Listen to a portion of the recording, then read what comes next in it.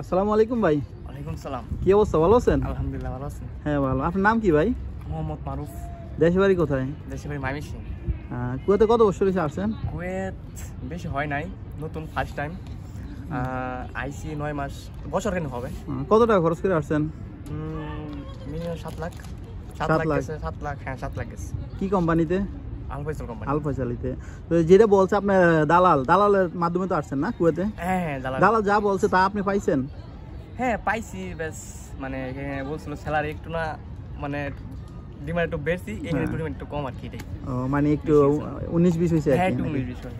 আর কিনা কয় নতুন যে যারা আসলে মানে কিছু কিছু সমস্যা হয়, এই যে মনে করেন আমাদের বাংলাদেশে মনে করেন কুয়েতে মাদক সেবন করে আসতে, যে এই বিষয়ে একটু নিউজ এসেছে, এটা জানেন? হ্যাঁ শুনছি, একটু শুনছি। মানে আমার এক ভাই ব্রাদার মানে কিছুদিন হয়েছে আইসে দেশে, মানে যে কোনো একটা বিয়ে বাড়িতে গেছিল, মানে ফুড দামও আর কি নেশা পানি করছিল। পরে মেডিকেলে এখানে আইসে, ঠিক আছে, আর পরে মানে মেডিকেল একটু ধরা পড়ছে, ঝামেলা হয়েছে এসব নিয়ে, মানে থাকতে পারবো না, ওরে মানে পাড়া দিতে পারে সম্ভব এইসব শুনছি, বেশি কিছু নাই, হালকা শোনা হয়েছে। আর দেশে যারা নতুন আসতেছে তাদের উদ্দেশ্যে কি বলবেন? মানে নতুন আসতে চাই তাদের উদ্দেশ্যে একটা কথাই, যে মানে আসলে যদি কুয়েত আসেন মিনিমাম 3-4 মাস আগে থেকে, মানে নেশা পানি যদি করেন তো 3-4 মাস আগে থেকে ওইসব বাদ দিয়ে দিবেন। ওইসব বাদ দিয়া তারপরে মেডিকেল দিলে একটু ভালো হবে আর কি। তাহলে রক্তের মধ্যে ধরা খায় না এই দেশে আসলে? হ্যাঁ হ্যাঁ, তাহলে রক্ত ধরা খাবে না, আনফিট হবে না, মানে সব দিকে ভালো হবে কি। কারণ এই দেশে যদি আসে, মনে করেন আপনি যদি এই মাদক সেবন করে আসেন, এই দেশে আসলে মনে করে কি আপনি এই দেশেও করবেন মাদক সেবন, এবং কি আপনি এটা বিজনেসে জড়িয়ে যাবেন। এই কারণে এই দেশে থেকে মানে তাদেরকে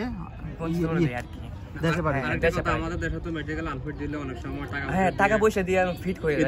এখানে এই দেশের নিয়ম রয়েছে অন্যরকম, যেখানে টাকা পয়সা দিয়ে ফিট হবে না, ডাইরেক্ট যদি আনফিট হয় তার ডাইরেক্ট দেশে টাকা পয়সা দিয়ে মানে সিস্টেম নাই জিনিসটা আর কি। আর এই দেশে যে আসলেন আপনি, এই দেশের যে কাজের চাহিদা এবং কি এই চেকিং বা বাইরে কাজ করা নিয়ে এই বিষয়ে কিছু বলবেন না? এই বিষয়ে কি বলবো, বর্তমানে কুয়েত পরিস্থিতি খারাপ চলতেছে, মানে কিছুদিন 2-3 মাস মনে হয় চেকে চলতেছে, প্রচুর ডেঞ্জারাস হইতেছে গা। মানে পুলিশে ঘোষণা দিচ্ছে যে মানে যারা অবৈধ ছিল তাকে 3-4 মাস আগে থেকে নিউজ দেওয়া হয়েছে যে মানে যারা অবৈধ তারা দেশে চলে যাবে লাগে, আর তার বৈধ হইবার জন্য। মানে যারা না হয়েছে ওদেরকে দেশে পাঠাইতে ধরে ধরে, এরকম আর কি বিষয়টা। আর বাইরে কাজ বলতে রিস্ক প্রচুর এখন বর্তমানে। যারা আছেন কুয়েতে ড্রাইভার সকলেই একটু দেখে শুনে কাজ করবেন, মানে কুয়েতে একটু চেক হচ্ছে প্রচুর ঝামেলা, মানে এইসব আর কি, মানে ইত্যাদি। যাক, ভালো লাগছে আপনার কথাগুলো শুনে। তো আপনি আর কিছু প্রশ্ন করবেন? না।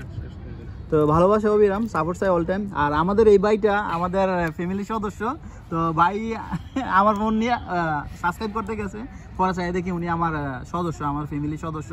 তো সবাই সাবস্ক্রাইব করবেন, পাশে থাকবেন আর কমেন্ট করবেন। অবশ্যই অবশ্যই, ঠিক আছে।